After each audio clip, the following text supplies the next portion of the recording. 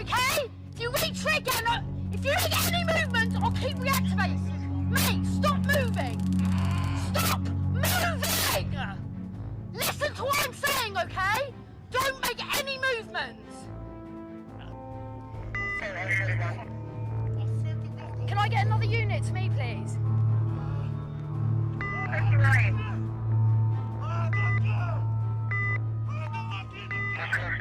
In this video, we're looking at one of the most shocking armed drug raids ever done by an Albanian gang in the UK. The Halbanians weren't just showing off on Instagram. They were real street criminals, wearing designer clothes, selling drugs, collecting money, and using violence as part of their image. When a rival grow house started in North London, they didn't give any warning.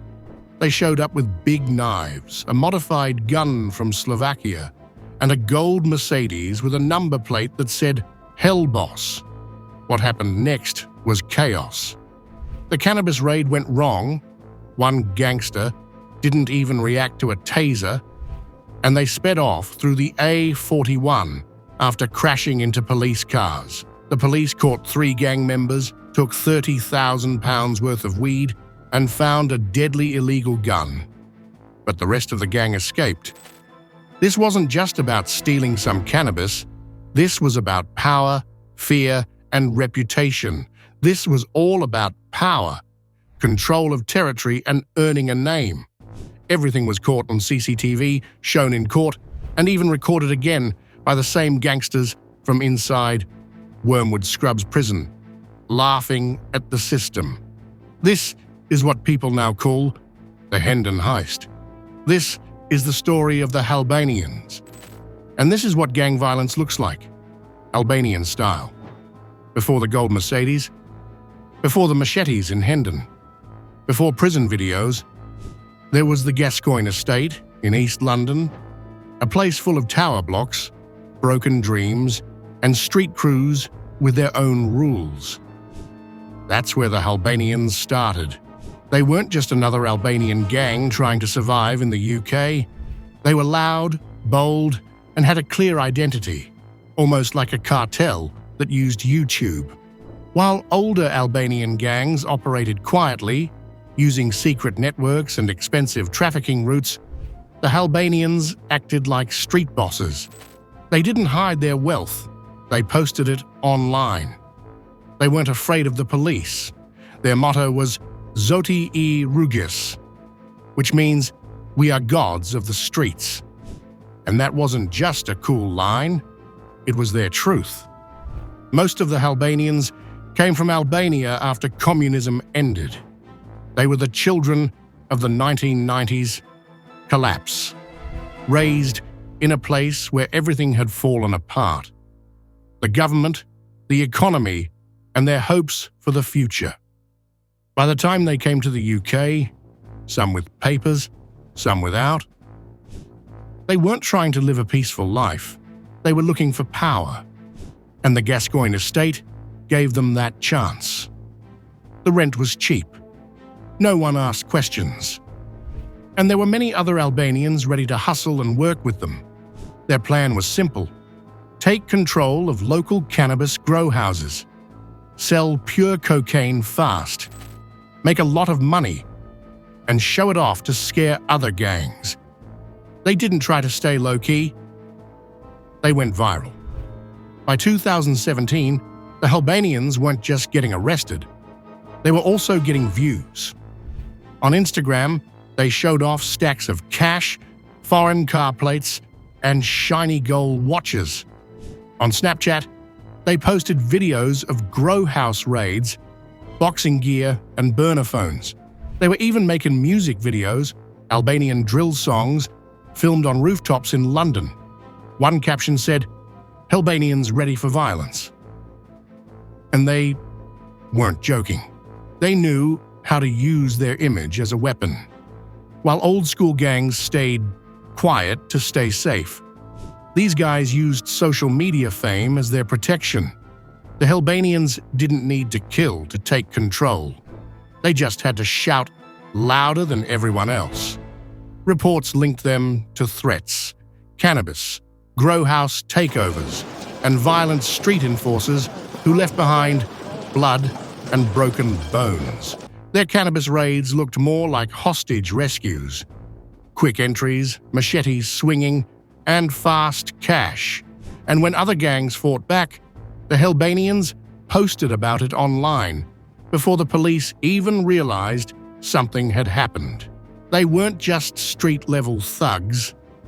They controlled cocaine, robbed grow houses, and ruled social media. They built a digital empire based on real-life violence. They didn't hide. They wanted everyone to know they were in charge of the streets.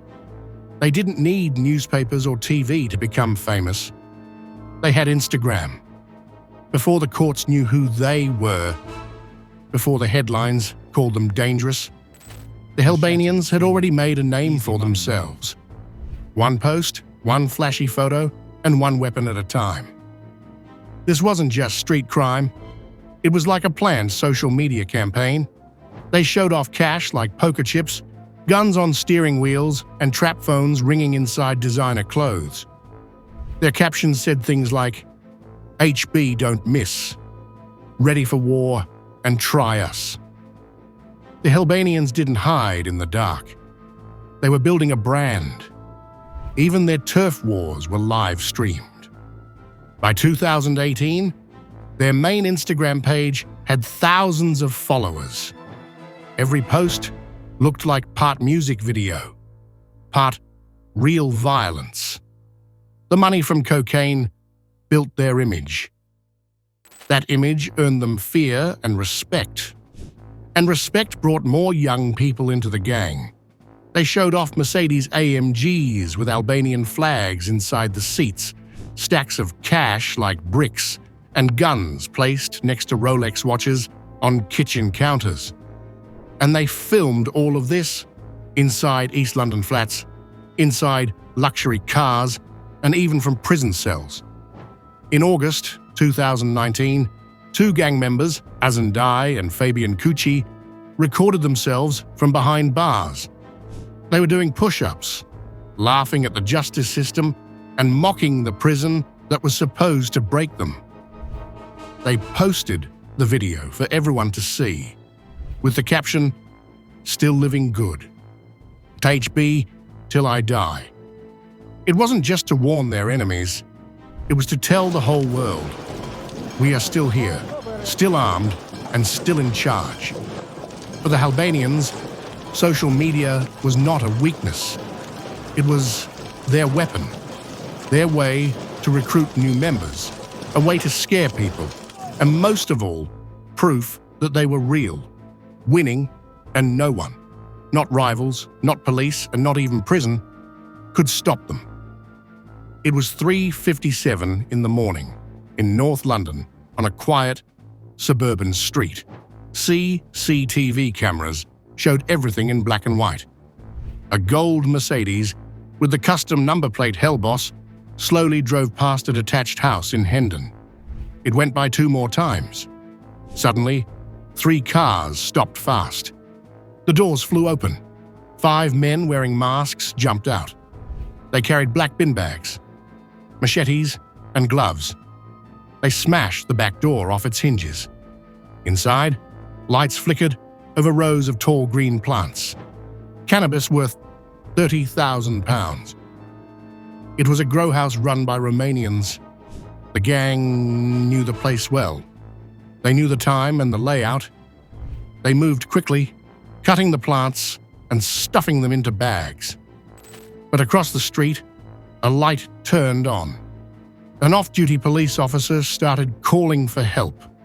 The police would arrive in 4 minutes.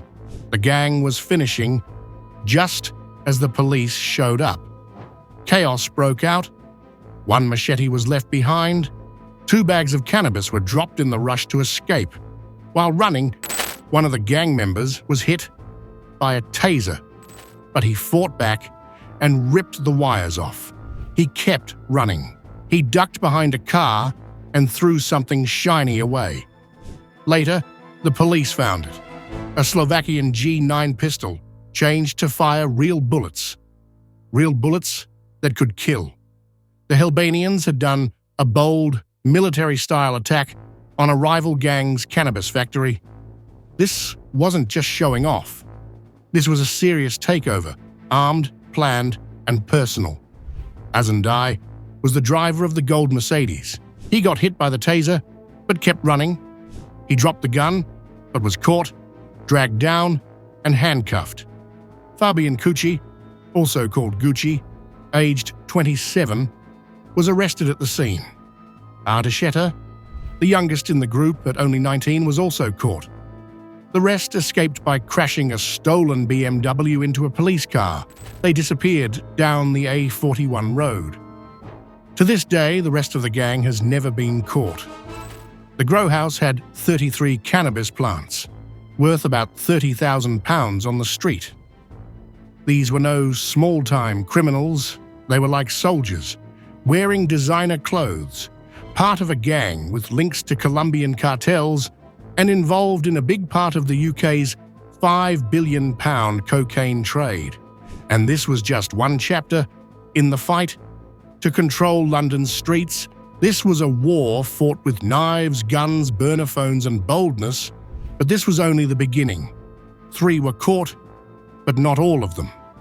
As the raid in Hendon turned chaotic, the second team acted fast. They jumped into a BMW and crashed it into a police car like a battering ram. To this day, those men have not been identified. And that's what makes the Albanians different. Not just the noise, but the silence, the code, the fact that when it really matters, some of them always escape. The police had to stop chasing because it was too dangerous. They probably thought those caught would snitch on the rest. But that didn't happen. The message was clear. You can lock up some of them, but unlike other gangs, these guys don't talk, not even to save themselves. For the Albanians, even losing sometimes looked like winning. In early 2020, the Albanians faced something they couldn't run from, fight, or hide from. At Harrow Crown Court, 3 gang members stood trial. No filters, no bravado, no showing off behind the wheel of a gold-plated Mercedes anymore. This was the system's response. Charges piled up, evidence stacked high, and sentencing day arrived. Azenda, 25, was the driver that night. He was the one hit by a taser, ripped the wires out, and kept running. The one who threw the gun. He pleaded guilty to aggravated burglary, possession of a firearm, and possession of ammunition. The court sentenced him to 6 years and 8 months for burglary, plus 4 years and 9 months for the firearm, and 2 years and 4 months for the ammunition. All sentences to be served at the same time. Fabian Cucci, 27, known as Gucci, was caught at the scene. He pleaded guilty to aggravated burglary and got 6 years and 4 months. He didn't run or fight, but he was part of the raid, and that was enough. Then there was Ardeshetta, 19, with no fixed address and no serious past crimes. Still, he was inside the house during the robbery. When caught, he pleaded guilty too. He was sentenced to 2 years and 9 months. The judge called the raid what it really was: a violent, planned attack on a home carried out by an organized gang armed with weapons. It wasn't a random robbery. It was a targeted strike on a rival grow house made to cause maximum damage and gain maximum profit. But while the court gave out long sentences, the gang showed defiance. Because for the Albanians, the story didn't end with the sentencing. Inside Wormwood Scrubs prison, the same gang filmed themselves working out, joking around and posting on Instagram using prison phones. They weren't broken by jail. Instead, they were building their brand. For the courts, it was justice served. For the Albanians, it was just more content. They called themselves God of the Streets. But London's streets were only the front lines. Behind the Instagram show, behind the machetes and cannabis raids, the Halbanians were part of something much bigger, a criminal network stretching across countries and continents. This wasn't just about weed or local fights in East London. At the heart of their world was cocaine. Pure, profitable, and global. The National Crime Agency says the UK cocaine market is worth up to £5 billion a year, and Albanian gangs control a big piece of that. The Halbanians weren't just some local crew. They were deeply connected to the pipeline, trusted, dangerous, and reliable. Their influence reached far beyond East London. Reports and court papers showed ties to Colombian cartels, usually moving drugs through Spain, the Netherlands, and Belgium, key trafficking hubs in Europe. Big shipments came by sea or air, hidden in freight or legal goods. Once in Europe, the drugs were broken down, moved across borders, and handed over to UK Albanian crews like the Halbanians. They weren't selling small bags on street corners. They were wholesaling kilos to middle-level gangs. Fast delivery, guaranteed quality, no excuses. If someone messed up or stepped out of line, they didn't get a warning. They got a message. Behind the scenes, their operation ran like a business. Grow houses for cannabis, safe houses for cash and weapons, and money cleaned through car washes, barbershops, and betting shops. When cash wasn't enough, crypto wallets handled the rest. The Halbanians used encrypted platforms like EncroChat and Sky ECC to manage their deals. For years, these networks gave them a feeling of being untouchable, until the police cracked them open. When EncroChat fell, investigators uncovered the full scale of the supply chain. Thousands of messages, dozens of names, maps showing movement, and even murder plans. In those logs, Albanian crews stood out, loud, bold, and deeply connected. So, while the Hendon Cannabis raid looked like a local smash and grab, it was actually just a small part of a much bigger system. A street-level operation feeding into a multi-billion-pound drug empire. The Halbanians were loud, but they were also ruthless, loyal to the network, and willing to do things softer gangs wouldn't. Because, in the end, this wasn't just about turf fights, it was about power, control of East London, drug routes across Europe, and a seat at the table in a huge criminal empire. And that's what made them truly dangerous. The Halbanians didn't vanish after the Hendon raid. They changed and adapted. Some are behind bars, but many are still out there. Their name still holds power on the streets of East London. Whispered in prison cells, mentioned in drill music and feared by locals. Law enforcement knows this fight isn't over. Albanian gangs like the Halbanians are tough, well-organized, and always coming back. Shut down one crew, and another steps up.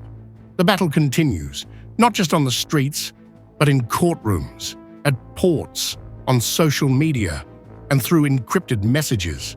For every arrest, a new name rises, hungry, violent, and ready to prove themselves. This is a war with no clear end, and the streets are still watching.